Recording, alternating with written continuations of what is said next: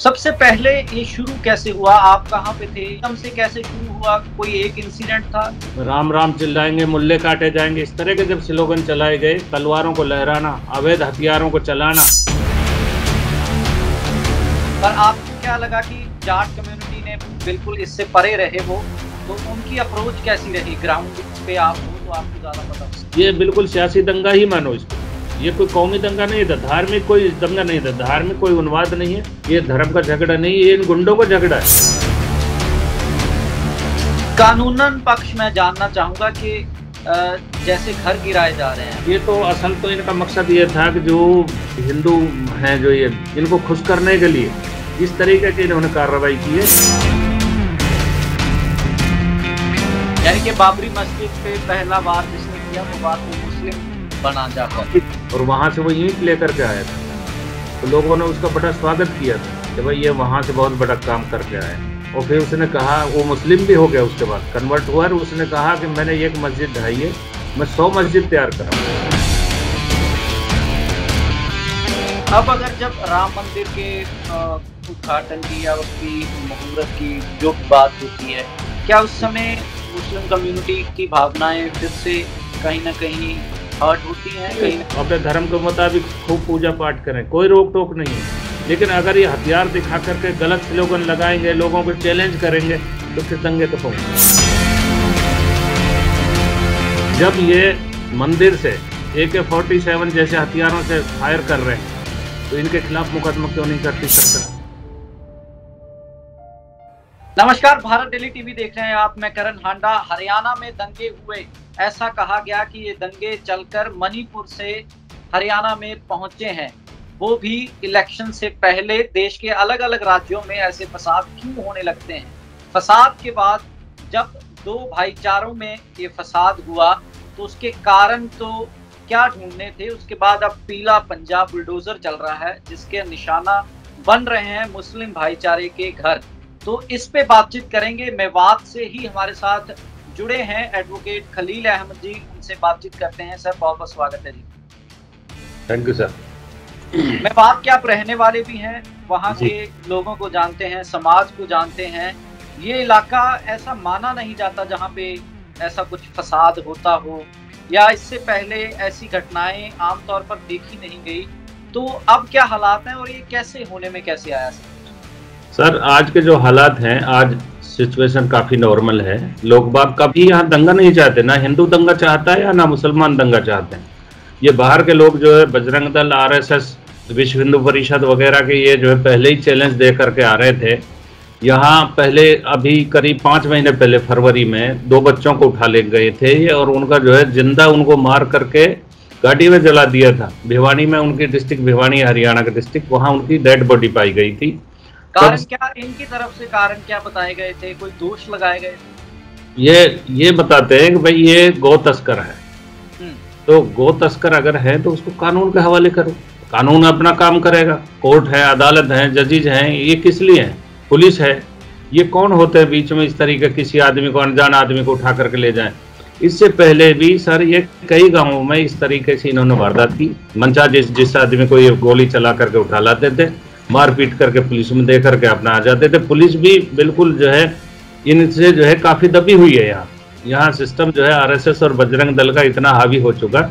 अब जब ये 2 बच्चे मार रखे थे और इसकी अरेस्टिंग नहीं हो रही थी, तो सरकार से बार बार कहा भी था लोगों ने कि भाई इनको अरेस्ट करो, लेकिन ये कह रहे थे कि उस दिन हम 31 तारीख को आएंगे और तुम्हारे बहनों ही आएंगे, अपने फूल माला तैयार रखना। ये पूरा बार बार सोशल मीडिया पर यूज हुए। क्या कोई शिकायतें गई थी या पुलिस ने कोई कार्रवाई करी सोशल मीडिया पे? बताया गया, पुलिस ने इसको बहुत नॉर्मल लिया। पुलिस को या तो आइडिया नहीं लगा या कैसे इसको नॉर्मल लिया गया इतना कि कोई एक्शन नहीं लिया गया, वरना इनको पहले ही रोक दिया जाता या इनकी अरेस्टिंग हो जाती। बहुत सारे लोग ये भी कह रहे हैं कि वेल प्लान्ड था, उनके पास इतने वेपन थे, उनको रोका नहीं गया, वेपन जमा जी। वो एक किस्म का गुंडा किस्म का आदमी है और इस सरकार की तरफ से प्रोटेक्शन है इस आदमी। इसने आतंक मचा रखा था और फिर इसके जो यहाँ आ रहे थे यात्रा से, यहाँ लोगों को कोई भी परेशानी नहीं है। यात्रा कभी निकले, सदियों से निकलती आ रही है। यहाँ हिंदू मुस्लिम का कोई भी बिगाड़ नहीं है, ना ही कोई दंगा चाहते हैं, ना हिंदू चाहते हैं, ना मुस्लिम चाहते हैं। ये तो बाहर के लोग, इन्होंने आकर के यहाँ तलवारों को लहराना, अवैध हथियारों को चलाना और राम राम चिल्लाएंगे, मुल्ले काटे जाएंगे, इस तरह के जब स्लोगन चलाए गए तो पहले इन्होंने चैलेंज दे रखा था। ये स्कूलों के कॉलेजों के जो बच्चे थे, ये जो कम उम्र के बच्चे थे, उबाल पूरी मेवात में था, मेवात का एरिया हरियाणा में भी है, उधर राजस्थान के 2 डिस्ट्रिक्ट है, अलवर और भरतपुर में, वहाँ है। तो वहाँ तक के लोग जो है बिल्कुल गुस्सा थे कि भाई इस तरह का आज करो या मरो की बात थी उस दिन, इस तरह का माहौल। बिट्टू बजरंगी नाम का ये शख्स है जो जिसने कई सारे अभी भी इंटरव्यूज दे रहा है, उसमें भी वो बोल रहा है कि दोषी तो दूसरे भाईचारे के लोग थे, अगर वो दोषी थे वो भाग क्यों रहे हैं, अब क्यों भाग रहे हैं, ऐसी बातें। जब सरकार एक तरफा कार्रवाई करेगी लोग तो भागेंगे, कहीं ना कहीं वो शेल्टर तो लेंगे। भागती है जब सरकार एक तरफा कार्रवाई करती है। जब ये मंदिर से AK-47 जैसे हथियारों से फायर कर रहे हैं तो इनके खिलाफ मुकदमा क्यों नहीं करती सरकार? ये अपने अवैध हथियार दिखाते हैं, यहाँ जो है इतना तांडव इन्होंने मचाया, इनके खिलाफ कोई कार्रवाई नहीं। गुड़गांव में एक इमाम को मार दिया गया, मस्जिद जला दी गई। पानीपत में इस तरह के जो गुंडे उन्होंने हमला किया मुसलमानों की दुकानों पे, उन पे जो है मुकदमा दर्ज क्यों नहीं करते? ये भगवा आतंकवाद इसको कहा जा सकता है, क्योंकि इससे पहले भाजपा वाले, खास तौर पर मैं नाम लेकर ही बोलूंगा कि उनकी तरफ से कहा गया कि भगवा आतंकवाद नाम की कोई चीज नहीं होती। क्या इसको आतंकवाद मानेंगे आप? नहीं, भगवा आतंकवाद है ये गवर्नमेंट का प्रोटेक्शन है इन लोगों को, भगवा आतंकवाद है। कहाँ लैंड ऑर्डर की बात हो रही है? कितने आप देखते होंगे आए दिन वीडियो जो आते हैं, मुसलमान किसी को पकड़ लिया, बोल जय सिया राम, बोल जय सिया राम। किसी मुसलमान को आज तक देखा कि बोला अल्लाह अकबर? किसी हिंदू को या गैर मुस्लिम को पकड़ा हो और इस तरह की कोई वारदात? तो इन पर कोई कंट्रोल नहीं है। तो इस वजह से माहौल खराब हुआ, वरना यहाँ कदीमी भाईचारा, फिर यात्राएं फिर निकलेंगी, आंदा भी निकलेंगे। अगर जिला प्रशासन इस इलाके के लोगों को बुला करके यूं कह देता कि इस यात्रा को आप कामयाब कराएंगे, तो यहाँ के लोग इस तरह के चलो हम लेके चलेंगे, हम प्रोटेक्शन देंगे। यहाँ दंगा कुछ था ही नहीं। अभी 1 महीने पहले यहाँ से कावड़ यात्रा निकली थी, जो अलवर डिस्ट्रिक्ट पड़ता है राजस्थान का, तो इनके लिए खाने का, ठहरने का, पीने का सारा इंतजाम मुसलमानों ने किया। तो जब उस टाइम अगर कोई ऐतराज नहीं था, इससे पहले भी ये 3 साल बताते हैं, 3 साल से हम यात्रा कर रहे हैं, ये इस इलाके का आदमी को कोई परेशानी नहीं है। अगर पहले भी यात्रा कर रहे थे, पहले क्यों नहीं दंगे हुए? यानी कि दंगा बाहर के लोगों ने किया। आपके कहने का मतलब है कि यहाँ के लोगों में कुछ दिन पहले भी कोई विवाद नहीं था जिसमें एकदम से कोई उभार आ गया हो जिसका? आज नूह की मार्केट खोली गई, आज भी कुछ नहीं था। मैं डेली जो है जाता हूँ, कर्फ्यू है यहाँ, जब भी छूट होती है तो मैं गाड़ी लेकर के बाजार में जाता हूँ, हिंदू मुसलमान सबसे बात करता हूँ, भाई शांति बना के रखो, ये दंगों में कुछ नहीं है, दंगों में सिवाय बर्बादी का कुछ भी नहीं है। जी सर। तो जाट भाईचारे को लेके बहुत चर्चा थी, क्योंकि धर्म की अगर बात करें तो वो भी शायद दूसरी तरफ उनके साथ खड़े होते, या उनकी तरफ से आवाज भी लगाई गई कि आप भी आए। पर आपको क्या लगा कि जाट कम्युनिटी ने बिल्कुल इससे परे रहे वो, तो उनकी अप्रोच कैसी रही? ग्राउंड पे आप हो तो आपको ज्यादा पता। सर एक्चुअल में ये कोई धर्म का झगड़ा नहीं है जी, ये धर्म का झगड़ा नहीं है, ये इन गुंडों का झगड़ा है जो इनका प्रायोजित था, जो ये चाहते थे कि इस तरह का माहौल क्रिएट कर दिया जाए। तो जाट बरादरी समझदार है, उन्होंने पढ़े लिखे आदमी, उन्होंने खापों ने मिल बैठ करके ये फैसला लिया कि ये जो बजरंग दल और RSS के जो गुंडे हैं इनके साथ हमको नहीं लगना, हमारा कोई हिंदू मुसलमान का झगड़ा नहीं है ये। वरना यात्रा तो ये कल कर लें, कौन रोक रहा है इनको? यात्रा के लिए रोक नहीं, लेकिन जब एक चैलेंज के साथ आदमी आ रहा, हथियारों को लहरा रहे हैं, गाली दे रहे हैं, इस तरह के स्लोगन जो है लगा रहे हैं, तो फिर इलाके में प्रवोक तो लोग होंगे। हालांकि मैं इसका पक्षधर नहीं हूँ, जो हुआ ये गलत हुआ है, इस तरह का नहीं होना चाहिए था। उनको भी, दूसरे ग्रुप को भी, जो मुस्लिम्स हैं जो भी हैं, उनमें भी तो इस तरह का गुंडा है, उनको भी जो है संयम से काम लेना चाहिए था। जिला प्रशासन ऐसे लोग सियासतदानों से या जो लीडर्स हैं पॉलिटिकल, उनके साथ जुड़े होते हैं। ये सियासी दंगा था, इसको नाम दिया जा सकता है? ये बिल्कुल सियासी दंगा ही मानो इसको, ये कोई कौमी दंगा नहीं था, धार्मिक कोई दंगा नहीं था, धार्मिक कोई उन्माद नहीं है।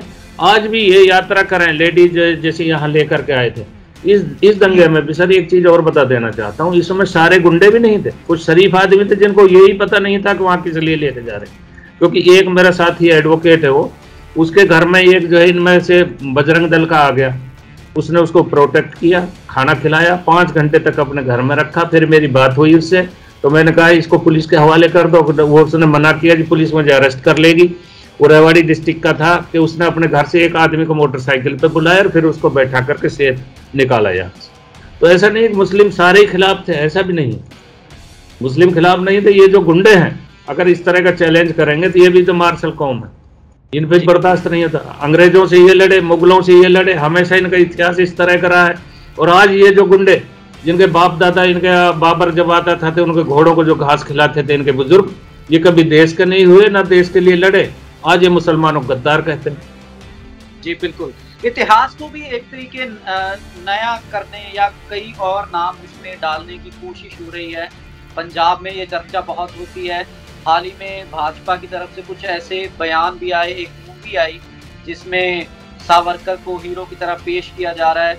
उसमें डायलॉग है कि भगत सिंह सावरकर को अपना गुरु मानते थे, पर यहाँ पे ये चर्चा होती है कि सावरकर तो माफिया मांगता था अंग्रेजों से, शहीद आजम भगत सिंह उसको अपना गुरु कैसे मान सकता है। तो ये हिस्ट्री रीराइटिंग को आप कैसे देखते हैं आप? ये तो अपने तोड़ मरोड़ के, इनका कोई अपना इतिहास नहीं है। ये वीर बहादुर जो लोग हुए थे, शहीद आजम भगत सिंह के मुकाबला करता है कि सावरकर, ये उसके बराबर का दर्जा देना चाहते हैं। इनकी गलत सोच है। इससे पहले भी राइट्स हुए थे 84 में, जो गुड़गांव में हमारे जो सरदार कम्युनिटी के लोग हैं, वो उस टाइम उनके पास ट्रक ड्राइवर बहुत थे। आज तो वो अपने वेल सेटल्ड हैं। तो यहाँ इस इलाके से सबकी गाड़ियों को प्रोटेक्ट किया गया और उनको रखा यहाँ, और गुड़गांव से उनकी बहन बेटियों को प्रोटेक्ट करके सरदारों को लेकर के मेवात में रखा था। जब अमन चैन हो गया, बहन बेटियों के लिए कपड़े बनाए, जैसे बहन बेटी को विदा करते हैं इस तरीके से उनको भेजा गया। तो यहाँ सरदारों से भी कोई नफरत नहीं है, हिंदू मुसलमान का तो कोई इस तरह का झगड़ा नहीं, सरदारों के साथ भी नहीं। लेकिन ये जो बाहर के जो दंगाई आते हैं ये झगड़ा करते हैं। तो इलेक्शंस हैं, उस मायने में कैसे देखते हैं आप कि वो भी एक पहलू है, वो भी एक पहलू है कि इलेक्शन आ रहा है, जो ये ग्राउंड तैयार करते हैं पॉलिटिकल, ये इनके जो दंगाई आदमी है, ये जो बजरंग दल के आदमी, RSS है, विश्व हिंदू परिषद, ये इनके लिए ग्राउंड तैयार करते हैं इलेक्शन के लिए।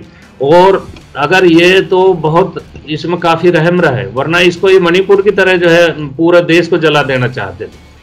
लेकिन लोग समझदार थे, उधर जाट कम्युनिटी ज्यादा हरियाणा में मेजोरिटी में है, तो उन्होंने बिल्कुल इनका साथ नहीं दिया। इनके बार बार आह्वान करने के बाद उन्होंने मना कर दिया कि ये गुंडे हैं, इन गुंडों को हम साथ नहीं देंगे। और जबकि ये मेवाती है, जमींदार आदमी है, इन्होंने किसान आंदोलन में भी साथ दिया था, बराबर बाजू से बाजू मिला करके लड़े।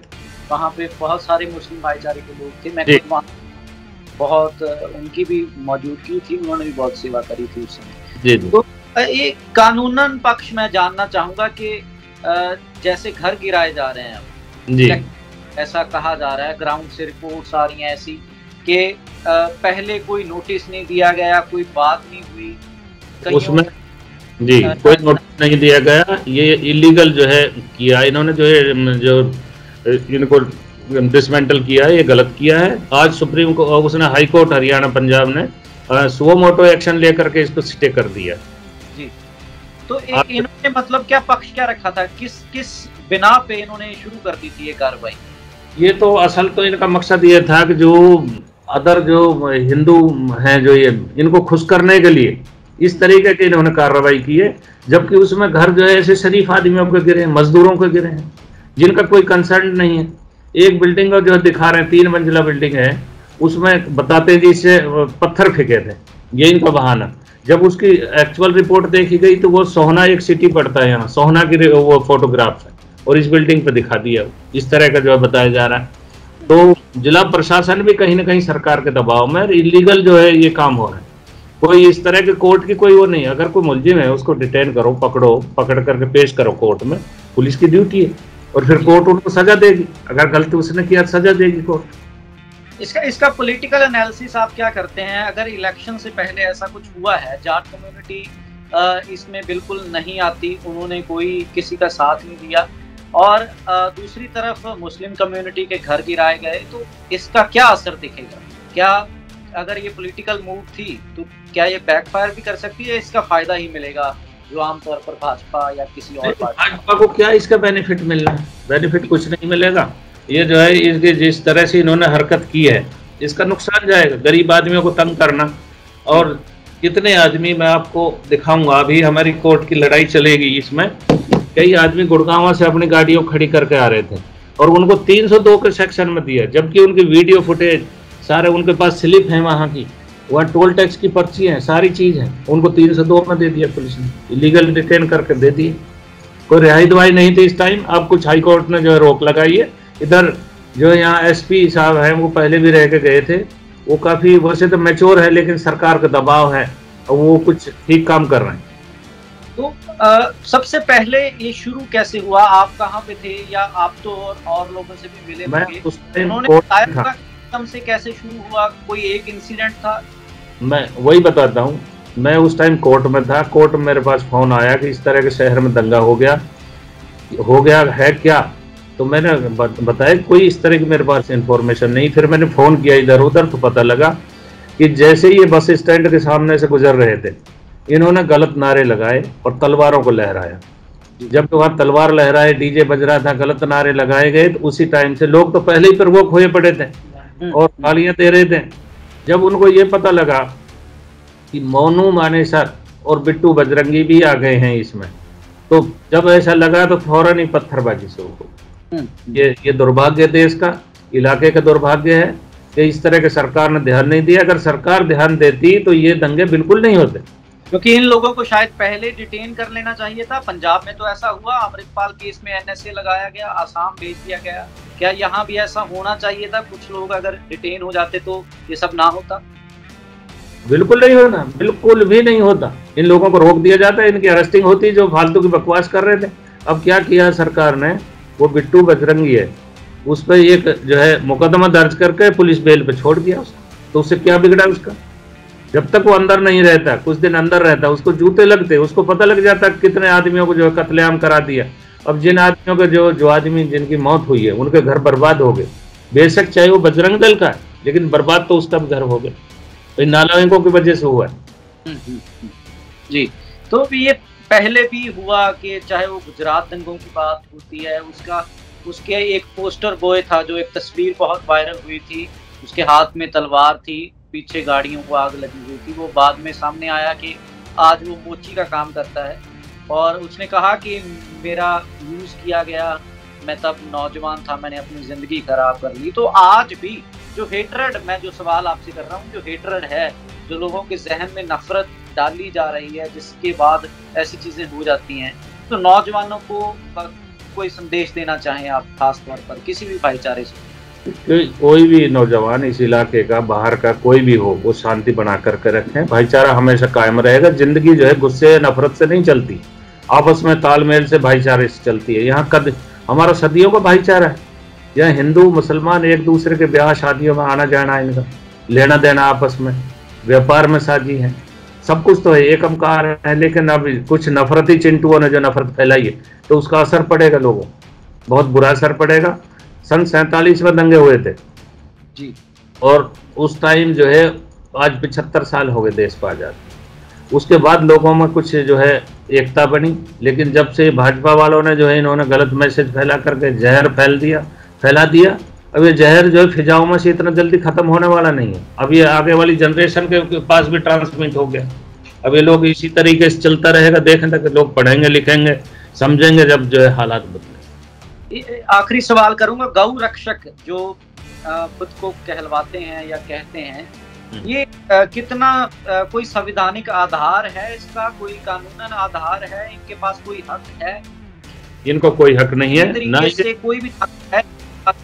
ये खुद ही ये गो तस्कर हैं, ये खुद ही इन लोगों से मिले हुए। इनको क्या है, इस तरह की अथॉरिटी है क्या? गवर्नमेंट ने इनको परमिट कर रखा है कोई कानून में? किसके लिए हुए हैं? ये रैकेट है, ये रैकेट है। सरकार क्यों नहीं रोकती? प्रधानमंत्री नरेंद्र मोदी जी का पहले स्टेटमेंट आया था, कितने आदमी जो है इस तरीके के जो है नकली गोरक्षक बने हुए हैं। फिर सरकार इन पर रोक क्यों नहीं लगाती? और ये जहां इनको मौका मिलता है मुसलमानों को टारगेट करते जी। तो क्या लगता है कि कोई कानून आना चाहिए या कुछ प्रोसेस को इन जत्थेबंदियों का, जो अपने आप बनी हुई है, ऑर्गेनाइजेशन बनी हुई है, क्या इनका विरोध होना चाहिए? ये खत्म हो जानी चाहिए? ये सारे ही आरएसएस बजरंग दल का पूरे का ही विरोध होना चाहिए। इस तरह के किसने, ये सोकॉल्ड गोरक्षक जो बने हुए हैं, इनको किसने परमिट कर रखा है? इन पे जो कोई न कोई कानून बनना चाहिए। मॉब लिंचिंग पे बनना चाहिए। मॉब लिंचिंग जगह जगह जो है मॉब लिंचिंग होती है, कुछ नहीं बिगड़ता इनका। कहाँ कोर्ट से इनको जमानत मिल जाती है, पुलिस इनको सबूत तैयार नहीं कर पाती, ये छूट जाते हैं।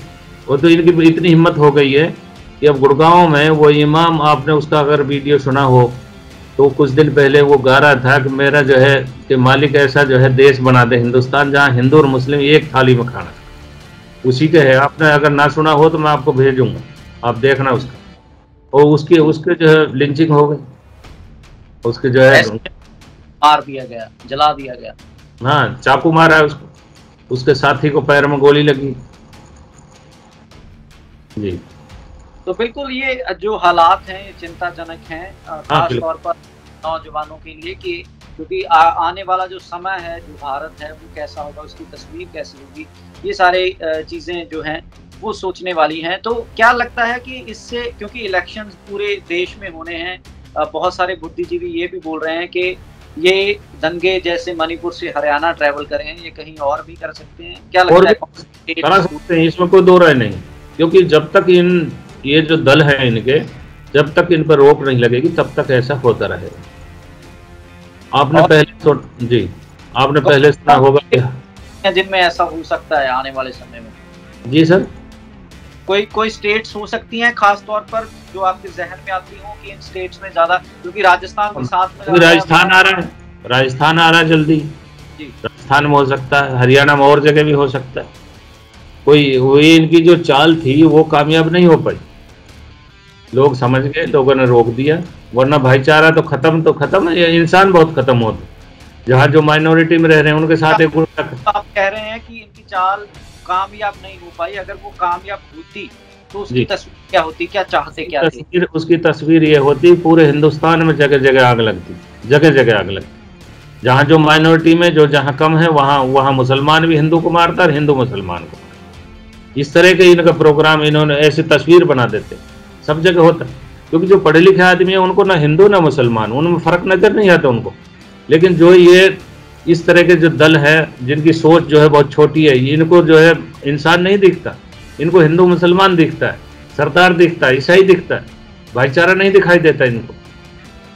जी सर, राम मंदिर के उद्घाटन को लेके बड़ी सारी चीजें चल रही हैं, एक डेट चुनी गई, उसके लेके कोई बड़ा ताला बन रहा है, कोई चाबी बन रही है, ऐसी चीजें आ रही हैं। ये बहुत बड़ा पॉलिटिकल गिमिक होगा एक के इलेक्शन से पहले एक तरीके लोगों को खुश करने के लिए। क्या इसके अराउंड भी सतर्क रहने की जरूरत है? कोई और चीजें भी हो सकती हैं? इनका मकसद सिर्फ हिंदू वोट को बटोरना, एकत्र करना, उसको जो है मोबिलाइज कर दो ये बीजेपी की तरफ, ये इनका मकसद है। वरना इसके ताले से, अगर उसको ताले को 2 क्विंटल का, 4 क्विंटल का, 20 क्विंटल का बना दो और 4 आदमी जाकर के उसको लगा दो, कौन रोक रहा है? उस पर गैदरिंग करने की क्या जरूरत है? किसी यूनिवर्सिटी बनाओ, मेडिकल टेक्नोलॉजी के अच्छे इंस्टीट्यूट बनाइए, बड़ी यूनिवर्सिटी बनाइए, ताकि इन लोगों को जो है पढ़ाई लिखाई करके रोजगार मिले, विदेशों में जाएं, विदेशी धन यहाँ आए, लोग जो है सुखी रहे। अब एक बेरोजगारों की भीड़ तैयार कर दी है, कितने आदमियों की नौकरी खत्म हो गई, महंगाई इतनी जो है बढ़ चुकी है जिसके कोई रिकॉर्ड तोड़ महंगाई है। गैस के सिलेंडर आप देखिए जो है कहाँ 300-400 को मिलता था, आज 1200-1250 हो चुका है। तो उसकी तरफ भी ध्यान नहीं है, तो डाइवर्ट करते हैं ध्यान को। अब मणिपुर की तरफ लोग कोई ध्यान नहीं देख रहा, मेवात का दंगा आ गया, इसके बाद फिर कुछ और कर देंगे, इसके बाद जो ताले का उद्घाटन उसका राम मंदिर का उद्घाटन करना चुपचाप कर दीजिए, क्या जरूरत है इतने हो। लेकिन इनका ये प्रोपेगेंडा फैला करके इनका एजेंडा है कि इस तरीके से करना कि जो है लोगों की वोटों किस तरीके से बटोरो। लोगों को ये समझना पड़ेगा, चाहे वो मतई कम्युनिटी हो मणिपुर की, या फिर हरियाणा की मुस्लिम कम्युनिटी हो, या हिंदू कम्युनिटी हो, या फिर वो लोग हों जो गौरक्षक बोलते हैं, उनके माँ बाप को समझना पड़ेगा कि हम अपने बच्चों को दंगई और अनपढ़ बना रहे हैं। बिल्कुल समझना पड़ेगा, जब समझेंगे, पढ़ेंगे, लिखेंगे, कुछ होश आएगा। आपने देखा होगा कि जब बाबरी मस्जिद पे पहला जिसने कुल्हाड़ी जो चलाई थी, कुदाल जो चलाई थी, वो हमारे हरियाणा का ही आदमी था, और वहाँ से वो ईंट लेकर के आया था। तो लोगों ने उसका बड़ा स्वागत किया था कि भाई ये वहाँ से बहुत बड़ा काम करके आया, बलबीर नाम था उसका। और जब वो अपने घर गया तो उसकी माँ और बीवी ने उसको जो ललकारा है कि किसी धर्म को जो है तो नुकसान पहुंचा करके अपने घर ईंट लेकर के आ रहा है, तो उसको तब होश हुआ। उसने बाद में जो है पछताया बहुत और फिर उसने कहा, वो मुस्लिम भी हो गया, उसके बाद कन्वर्ट हुआ और उसने कहा कि मैंने एक मस्जिद ढाई है, मैं 100 मस्जिद तैयार कराऊं। तो लोग जब समझेंगे, जब सब कुछ हो जाएगा। अगर इंसानियत का धर्म सबसे बड़ा धर्म है, इससे बड़ा कोई धर्म नहीं। हर धर्म यूं कहता है भाईचारे से रहो, मेल मिलाप से रहो। अब जब लोग ये समझेंगे तो फिर ये नफरत खत्म हो जाएगी। लेकिन ये नफरत के पीछे इनका प्रोपेगेंडा है, इस नफरत से इनकी सरकार बनती है। इनका जो है प्रोपेगेंडा ये है, इनका ये एजेंडा है। इस एजेंडे के तहत चलते रहेंगे लोगों को। जब लोग अवेयर हो जाएंगे पूरी तरीके से, फिर इनको नकार देंगे। यानी कि बाबरी मस्जिद पे पहला वार जिसने किया वो बाद में मुस्लिम बना जाकर, बलबीर नाम था और हरियाणा का पानीपत डिस्ट्रिक्ट का। तो अब अगर जब राम मंदिर के उद्घाटन की या उसकी मुहूर्त की जो भी बात होती है, क्या उस समय मुस्लिम कम्युनिटी की भावनाएं फिर से कहीं ना कहीं हर्ट होती हैं? कहीं ना तो नहीं हर्ट होती। क्या उद्घाटन करिए, क्या है उससे, क्या हर्ट होंगे हमारे। यहाँ मैं बार बार आपको बता रहा हूँ, यहाँ यात्रा निकाला है, 10 बार निकाले, किसी का कुछ नहीं।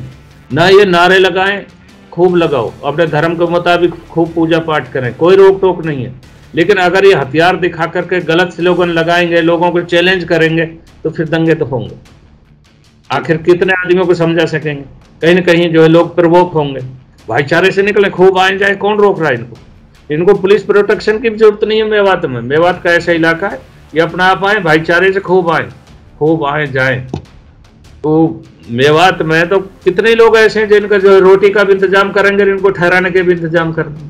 लेकिन जब किसी आदमी को आप आंख दिखाओगे, उनके आदमी भी मार रखे हैं, उनके घर के सामने के निकलोगे, तलवार दिखा कर गाली दे के निकलोगे, तो फिर प्रवोक तो होंगे लोग। फिर तो जवाब मिलेगा उसका। जी, उसका रिटेलिएट करते हैं लोग। हम कितने ही समझा लें, हम जैसे आदमियों को नहीं चलेंगे जी। अब जब मैं कोर्ट से आ रहा था, इतनी भीड़ थी कि मेरी खुद की गाड़ी टूटते बड़ी मुश्किल से बच गई। एक आदमी, 2-4 ने कहा, अरे तो वकील साहब हैं यार। तो पता नहीं कहाँ के बच्चे इकट्ठे हो गए यहाँ, तो भीड़ बहुत ज्यादा हो गई। एक सहम होता है, फिर वो सहम या डर या एक तरीके फिर गुस्से में बदल जाता है, फिर वो गुस्सा रास्ता ढूंढता है। मतलब उस दिन जो मैंने लोगों से बात की, तो वो इस तरीके से उबल चुके थे कि आज हमारे जिंदगी का आखिरी दिन है। अगर ये इतना बड़ा चैलेंज करके आ रहे हैं, फिर हमारा जीना ही बेकार है। इस तरीके का माहौल क्रिएट कर दिया जी।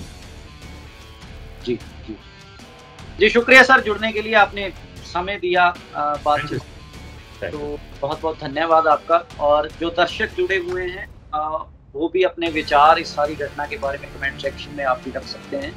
और जो कुछ हरियाणा में हुआ उससे लेके जुड़ी हुई सारी अपडेट्स हम आपको देते रहेंगे। सतर्क रहिए और भारत डेली टीवी देखते रहिए। धन्यवाद सर, धन्यवाद।